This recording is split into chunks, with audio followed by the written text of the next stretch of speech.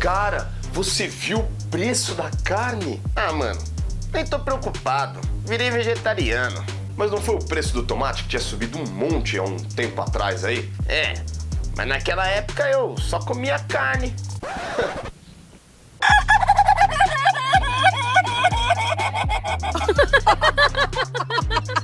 Fala galera do Pé de Limão, nossa comunidade está crescendo. Com 3 meses aí de existência já fizemos um monte de gente inscrita. Valeu! E vamos continuar juntos construindo um canal de informação, reflexão, didático e com muita qualidade. Mas, voltando no tema do vídeo de hoje, vocês repararam como nesses dias todo mundo só fala do preço da carne? Rapaz, miou churrasco de fim de ano pra todo lado. A carne virou até meme. Mas sem novidade que a carne subiu. Isso você já sabe. Agora, você sabe por que isso acontece? Por que os preços sobem?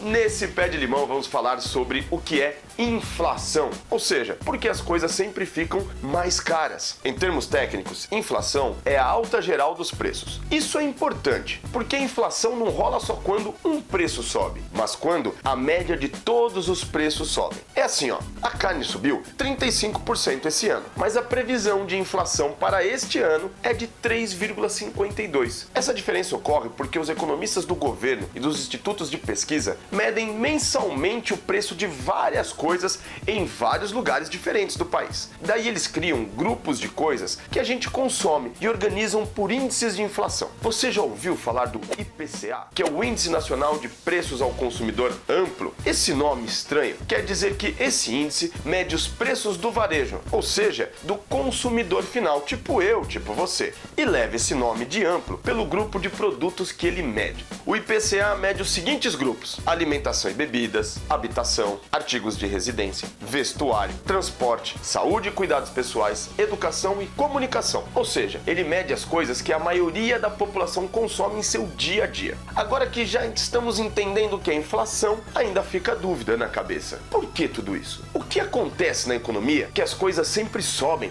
e a gente tem que criar essa engenharia toda para medir e controlar os preços? Esse é um Pé de Limão especial. Por isso temos um convidado, o economista e professor Alexandre Gaino. Ele vai conversar com a gente e fazer deste limão uma limonada. Olá, professor, tudo bem? Professor, explica pra gente, o que provoca a inflação?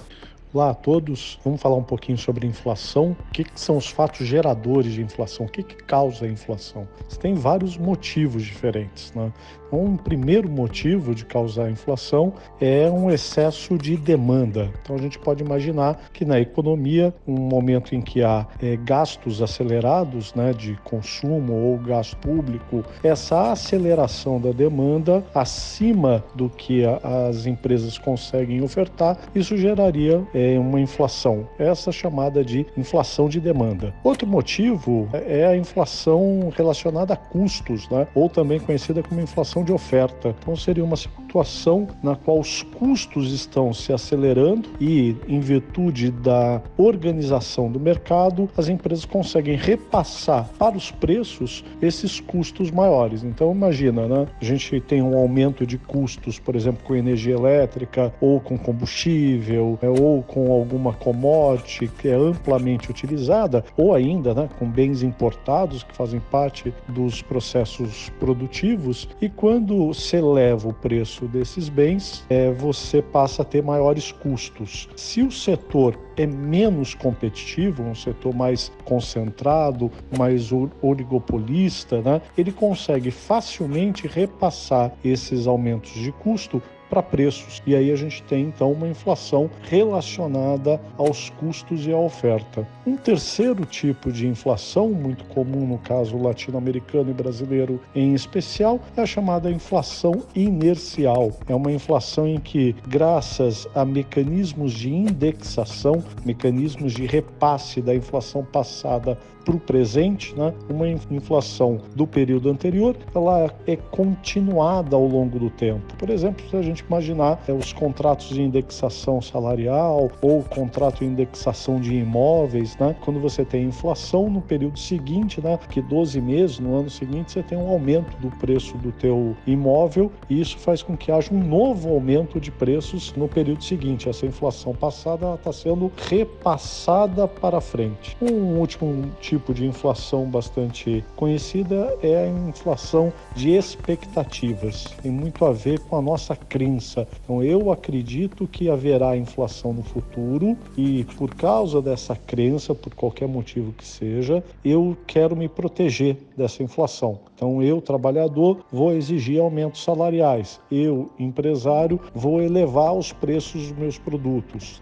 E, ao ter essa antecipação da inflação futura para o presente, a gente tem agora uma inflação instalada hoje, não mais no futuro, mas agora essa inflação vai ocorrer porque a gente antecipou, agiu de forma a tornar realidade uma expectativa. A gente até dá um nome a isso de profecia autorrealizável. Esses são os principais motivos de inflação. Óbvio que, a depender de cada situação, você tem um diagnóstico diferente e, dado o diagnóstico, você tem remédios, né? Você tem ações políticas para estabilizar a inflação que são diferentes. Então é isso por hoje. Obrigado a todos. Até logo. Caramba, quanta coisa, hein? Obrigado, professor Alexandre Ganho. Essa foi uma verdadeira aula aqui pra gente do Pé de Limão. Um problema grave quando a gente discute inflação é que o cálculo é uma média, mas as pessoas sentem a alta dos preços de forma diferente. Dependendo da renda da pessoa, da região onde ela mora, ela consome tipo de coisas que podem ser diferentes das outras. Por exemplo, quando a escola particular sobe, quem sente mais no bolso é a classe média. Mas quando as passagens de ônibus são as que sobem, quem sente mais são os trabalhadores mais pobres. Tem outra coisa que pega muito nesse tema, que é a capacidade que a família tem de substituir um produto caro por outro mais barato. Vamos entender no caso da classe média. Se a gasolina subir, em alguns casos as pessoas baixam aplicativos de carona, ou em outros elas podem pegar um Uber, um táxi, ou até mesmo ir trabalhar de bicicleta, ou seja, elas buscam um transporte alternativo. Isso por quê? Porque elas moram em regiões que ficam mais perto do trabalho, normalmente são regiões mais bem localizadas dentro da cidade. Mas aquele trabalhador lá da zona leste de São Paulo, ou lá do Bangu no Rio de Janeiro, ou de Cajazeiras em Salvador, esse daí não tem jeito. Tem que pegar busão, ou trem, ou lotação todos os dias. Ele vai sofrer mais com a alta da gasolina, porque ele não tem alternativa. A passagem vai subir e ele não tem como ir atrás de uma outra opção mais barata que substitua o transporte do dia a dia para ele trabalhar. Para você ter ideia de como é que acontece essa substituição, você sabia que aumentou o consumo de lenha nas grandes cidades? Pois é, porque o pessoal deixou de comprar gás de cozinha e substituiu pela boa e velha lenha, depois dessas altas consecutivas que o gás de cozinha sofreu. Então, é assim, toda vez que algo fundamental para a população mais pobre sobe, como a energia elétrica, a gasolina, o gás de cozinha, a alta dos preços pega mais para esses trabalhadores, mesmo que a inflação não seja tão alta no período, em sua média. Então vamos voltar a falar da carne, que é o que está assustando todo mundo? Neste caso, os chineses tiveram um problema com a produção de carne deles. Foi uma doença lá, tiveram que matar todos os animais. E aí, para ajudar, também teve a guerra comercial com os Estados Unidos. O que eles fizeram? Vieram para o Brasil e compraram todo o nosso estoque de carne. Como a nossa produção não aumentou no mesmo ritmo, a venda da carne ficou mais cara. Isso chama-se inflação por excesso de demanda. É por isso que é importante ter um Estado que funcione, porque a máquina pública pode ajudar naqueles desequilíbrios que geram inflação e que o professor Alexandre explicou muito bem pra gente. É interesse dos trabalhadores o controle da inflação, e isso só pode ser feito pelos governos com boas políticas. Por exemplo, o governo poderia diminuir o imposto sobre a carne importada, ou até mesmo ajudar na importação. Isso talvez aumentaria a oferta de carne e abaixaria o preço para a gente. Tem várias outras coisas que um governo inteligente poderia fazer para baixar os preços. Mas daí, esse é o tema para um outro vídeo que nós vamos discutir ainda. Esse foi mais um Pé de Limão. E já sabe, dá aquela força pra gente. Comenta, compartilha, diz que se gostou, se não gostou. Participa com a gente aqui. E vou dizer uma coisa pra você, hein? Aquele like maroto faz toda a diferença pra esse momento aqui pra gente. Ajude a comunidade do Pé de Limão a crescer e fazer daqueles assuntos azedos uma boa torta de limão pra ajudar a adoçar a vida da gente. Valeu, pessoal!